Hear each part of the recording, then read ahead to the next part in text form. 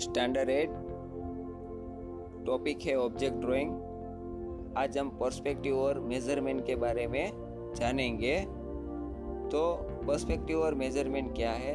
तो पर्सपेक्टिव यानी कि यथार्थ दर्शन, यानी कि जो भी कोई भी जो ऑब्जेक्ट होता है वो उसका कद जैसा होता है और जिस हिसाब से होता है उसको प्रॉपर उसी कद में देखने की हमारी जो दृष्टि जो होती है उसको पर्सपेक्टिव कहते हैं। तो उसका एक एग्जांपल लेते हैं कि हम ट्रेन से सभी लोगों ने ट्रैवलिंग की होगी, तो ट्रेन के विंडो में बाहर हम जब देखते हैं तो दूर दूर से पहाड़ जो होते हैं, माउंट जो होते हैं और जो भी ट्री होते हैं वो छोटे छोटे दिखते हैं, पर क्या वो वास्तव में छोटे होते हैं? नहीं होते हैं। तो हमें छोटे क्यों दिखते हैं? क्योंकि वो हमसे दूर होते हैं उसके लिए। तो ये नॉलेज जो हमारा है वो उसको पर्सपेक्टिव कहते हैं, यानी कि यथार्थ ज्ञान कहते हैं, यथार्थ दर्शन कहते हैं। तो आज हम जानते हैं कि कोई भी एक ऑब्जेक्ट जो होता है, सपोज के यहाँ पे एक स्क्वायर ऑब्जेक्ट है, तो ये जो स्क्वायर ऑब्जेक्ट है तो उसको अलग अलग एंगल से किस तरह से ड्रॉ किया जा सकता है उसको हम देखते हैं। कि यहाँ पे सबसे पहले हम देखते हैं एक ऑब्जेक्ट है, एक पहला नीचे जो ये बेस है बराबर, तो उसके ऊपर एक ऑब्जेक्ट है। तो ये ऑब्जेक्ट को यहाँ से मतलब में हमारे सामने ये ऑब्जेक्ट है, तो पहली जो लाइनिंग है वो बड़ी है और उसकी लेफ्ट और राइट साइड में जो लाइनिंग है वो छोटी है। तो यहाँ पे आपको क्या करना पड़ेगा कि यहाँ पे जो दोनों तरफ अपने डॉट है बराबर, तो ये जो डॉट जो है वो डिसअपियर पॉइंट है, यानी कि विलीन बिंदु है। ये ऑब्जेक्ट में यहाँ से ये जो सेंटर लाइनिंग है वहाँ से एक लाइनिंग यहाँ से आती है और नीचे जो बेस की लाइनिंग है, तो ये जो दोनों लाइनिंग जो है जहाँ पे मिलती है तो वो जो पॉइंट होता है, वो जो कॉर्नर होता है उसको कहते हैं डिसअपियरिंग पॉइंट, यानी कि गुजराती में उसको विलीन बिंदु कहते हैं। तो ये विलीन बिंदु को ध्यान में रखते हुए अगर आप कोई भी ऑब्जेक्ट बनाते हो तो उसका पर्सपेक्टिव और मेजरमेंट एकदम परफेक्ट आता है। तो वही दूसरा हम ले लेते हैं कि वही जो ऑब्जेक्ट है उसको नीचे की ओर से अगर आपको दिखाना हो तो यहाँ पे आपका डिसअपियर पॉइंट जो है वो वही रहेगा।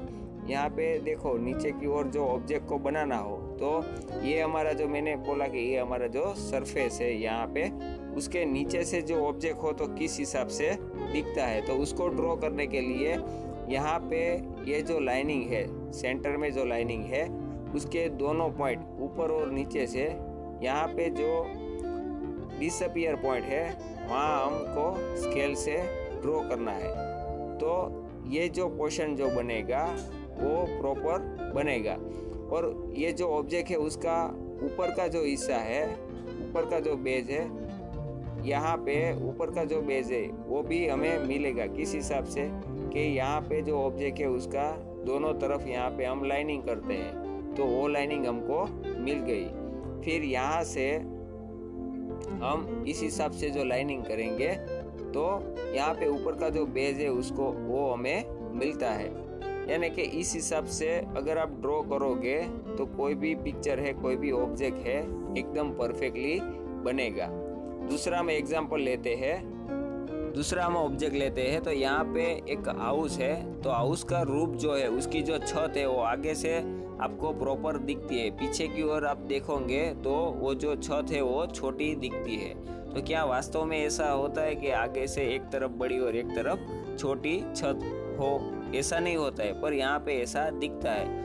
तो वो क्या दिखाता है? डेप्थनेस दिखाता है, यानी कि जैसे जैसे गहराई बढ़ती है वैसे वैसे जो ऑब्जेक्ट जो होता है उसकी साइज छोटी हमें दिखाई देती है, जैसे मैंने ट्रेन का एग्जांपल दिया उस हिसाब से।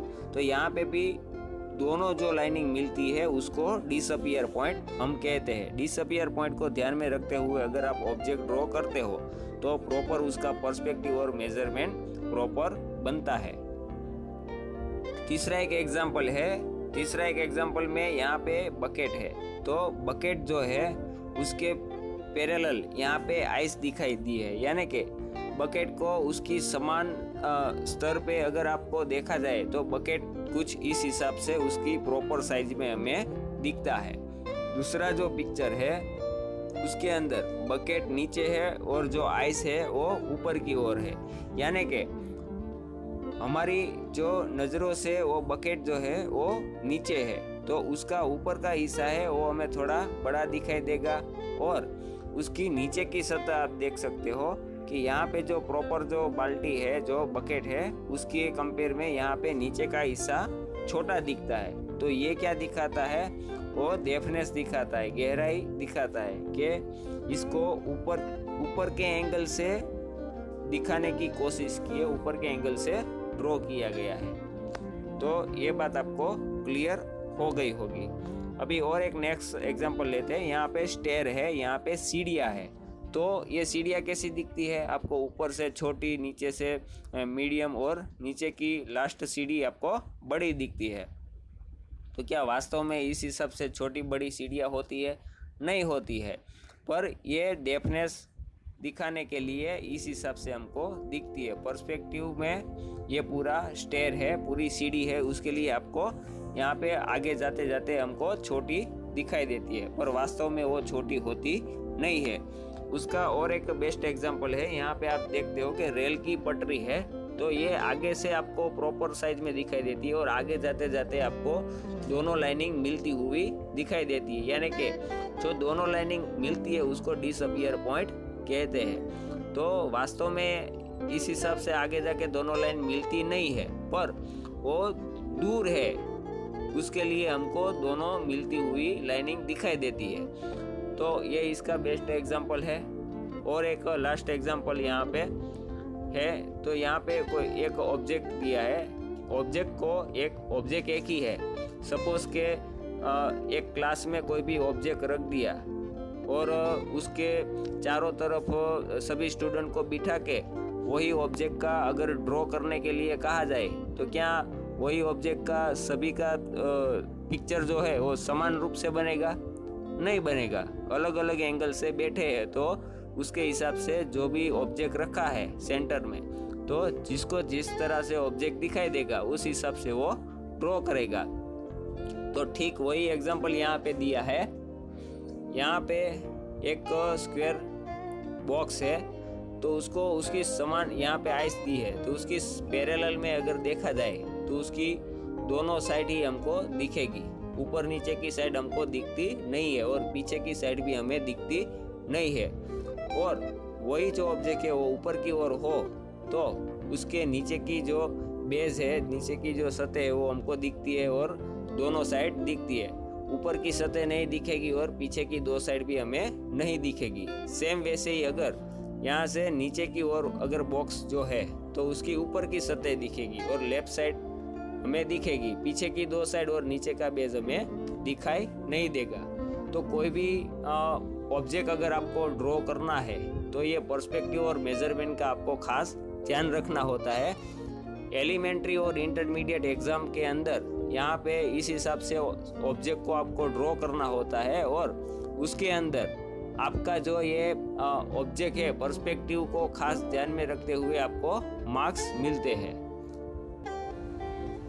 दूसरा है यहाँ पे लाइट और शेडो के बारे में हम जानेंगे। कोई भी अगर आप ऑब्जेक्ट ड्रॉ करते हो तो लाइट कहाँ से आती है उसका खास ध्यान रखना होता है। तो यहाँ पे कुछ एग्जांपल दिए हैं, 4 ऑब्जेक्ट दिए हैं। तो यहाँ पे हम देखते हैं कि लाइट यहाँ से आती है, ये जो ऑब्जेक्ट है राउंड शेप में, तो लाइट यहाँ से आती है, तो ये जो इतना पोर्शन है वहाँ पे लाइट दिखती है, बाकी का जो एरिया है वहाँ पे डार्क टोन दिखता है। तो हमें पता चलता है कि लाइट नीचे से आती है। उस हिसाब से दूसरा एक एग्जांपल लेते हैं। तो ये जो है वो लाइट है, तो ये जो पूरे इतने पोर्शन में उसके ऊपर लाइट गिरती है और बाकी का जो हिस्सा है वो डार्क है, तो इसको हमें ध्यान में रखना होता है। तीसरा हम एग्जांपल लेते हैं कि लाइट यहाँ पे साइड से आ रही है और ये ऑब्जेक्ट जो है उसके ऊपर इतने पोर्शन में लाइट आती है और बाकी का जो पोर्शन है वो थोड़ा लाइट यहाँ पे है और यहाँ पे एकदम डार्क से डार्क सी लाइट है। तो ये हमें ध्यान रखना होता है। पूरा यहाँ पे आप देख सकते हो कि पूरा कट नहीं हो जाता है कि इतने एरिया से लाइट चेंज हो जाती है। फुल लाइट हो, डिम लाइट है और एकदम डार्क टोन है। तो इसको 3 स्टेप में यहाँ पे टोन है, तो उसको हमें खास ध्यान रखना होता है। और लास्ट में यहाँ पे देखते हैं कि यहाँ ऊपर से लाइट आती है, तो ये जो पूरा जो ऑब्जेक्ट है उसमें सेंटर पे लाइट गिर रही है और बाकी का जो आसपास है वो थोड़ा डिम लाइट है और बाकी जो हिस्सा जो है वो पूरा ब्लैक है, यानी कि पूरा डार्क है। तो इस हिसाब से कोई भी अगर आप ऑब्जेक्ट ड्रॉ करते हो, लाइव ड्रॉ करते हो, तो लाइट और शेडो का खास ध्यान रखना होता है। लाइट और शेडो से ही पूरा ऑब्जेक्ट हमारा गेटअप आता है। Okay, thank you.